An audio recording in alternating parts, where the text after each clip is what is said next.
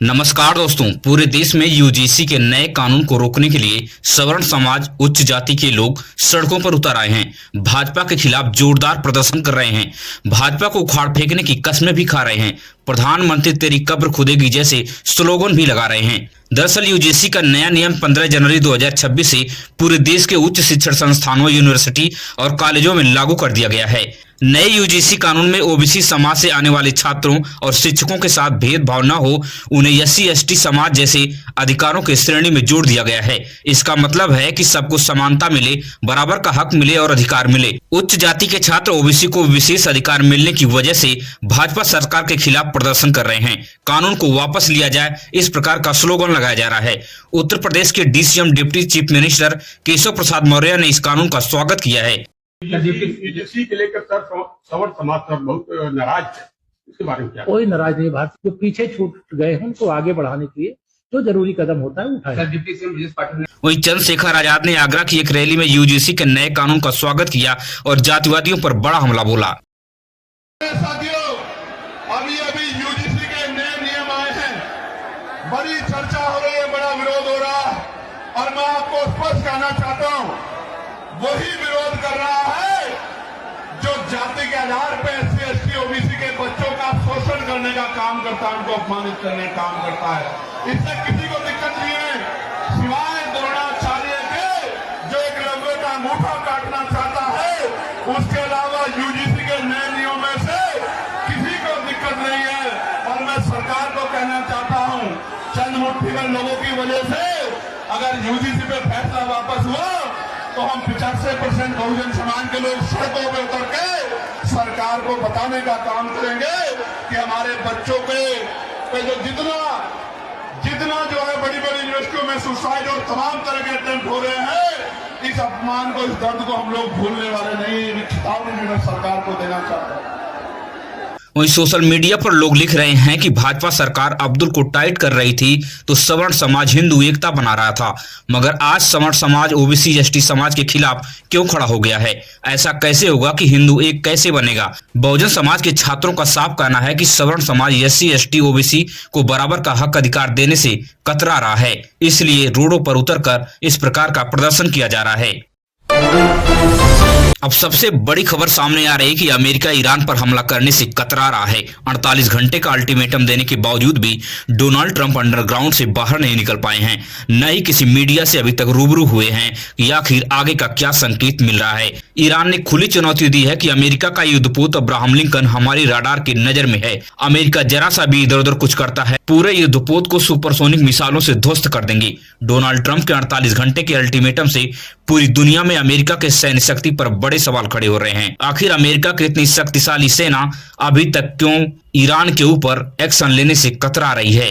Iran जैसे देश में परमाणु बम भी नहीं है, मगर अमेरिका को निर्णय लेने में महीनों बीत गए, कोई ठोस कार्रवाई अभी तक अमेरिका सिर्फ धमकी के बजाय कुछ भी नहीं कर पाया है। ट्रंप के नेतृत्व पर बड़ा सवाल खड़ा हो रहा है। खामनेई 1 महीने के लिए अंडरग्राउंड हो चुके हैं, बंकरों में छुपे हुए हैं, क्योंकि सुरक्षा को लेकर खतरा का हवाला दिया जा रहा है।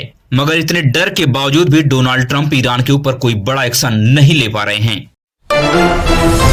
वहीं अखिलेश यादव ने योगी आदित्यनाथ पर बड़ा हमला बोला है। अखिलेश यादव ने योगी के करीबी सतुआ और बथुआ बाबा पर भी करारा तंज कसा है। दरअसल योगी आदित्यनाथ एक कार्यक्रम में अप्रत्यक्ष रूप से 12 बजे उठने को लेकर अखिलेश यादव पर तंज कसा, जिसे लेकर अखिलेश यादव ने जबरदस्त पलटवार किया है। इस वीडियो को देखिए।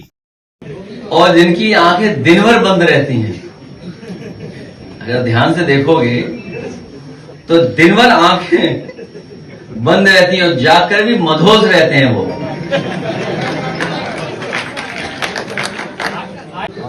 और सुना है कोई एक सतुआ बाबा, एक बथुआ बाबा। ये मौसम तो बथुआ का है, तो इसलिए हम लोगों को बहुत सावधान रहना है कि जो लोग ऐड देख करके हमें धोखा दे रहे हैं, प्रचार करा करके धोखा दे रहे हैं, सोचिए देश कहां पहुंच गया और कहां जाना चाहिए था। इसलिए संविधान पे देश चले और संविधान के तहत फैसले हों। आज शंकराचार्य जी के सामने भी संकट पैदा कर दिया सरकार ने, सोचिए आप। वहीं मथुरा वृंदावन में बांकी बिहारी मंदिर में पुजारी और पुलिस आमने सामने हो गए हैं। बड़ी नोकझोंक शुरू हो गई है। दरअसल मथुरा वृंदावन में कॉरिडोर को लेकर विरोध प्रदर्शन किया जा रहा है। यहाँ के पुजारियों ने बीजेपी के अध्यक्ष नितिन नवीन से मिलने की कोशिश की, मगर प्रशासन ऐसा नहीं करने दिया, जिसे लेकर नोकझोंक शुरू हो गई। वहीं पर आम आदमी पार्टी के सांसद संजय सिंह ने एक पोस्ट डाला है, जिसमें शंकराचार्य अवमुक्तेश्वरानंद के करीब कुछ तथाकथित भगवाधारी पहुंचकर आई लव बुलडोजर बाबा का नारा लगा रहे हैं। संजय सिंह ने इसे गुंडागर्दी बताया है।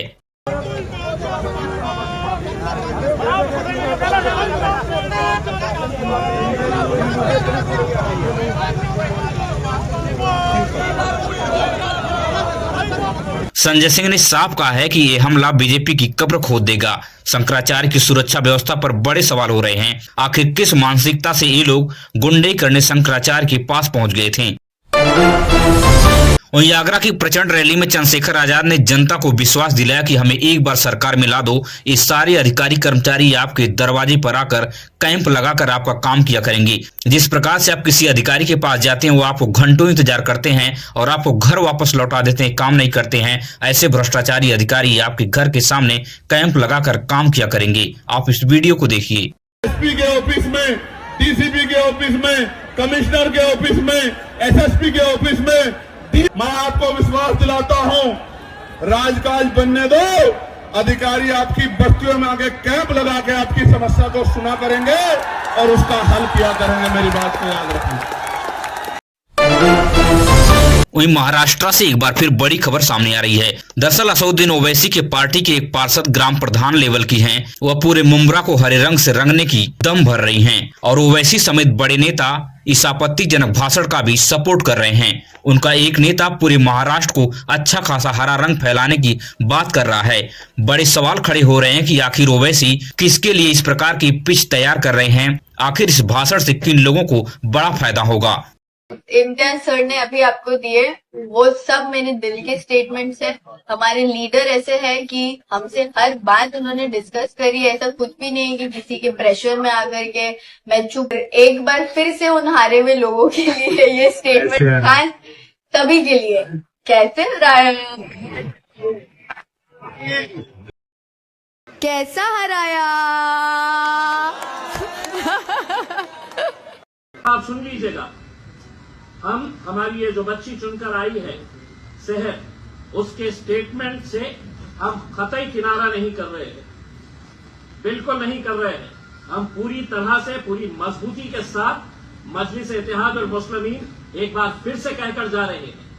जिसे मुमरा की क्या बात कर रहे हैं, तो आने वाले वक्त के अंदर हम महाराष्ट्र के अंदर हम अच्छा खासा हरे रंग को फैलाएंगे।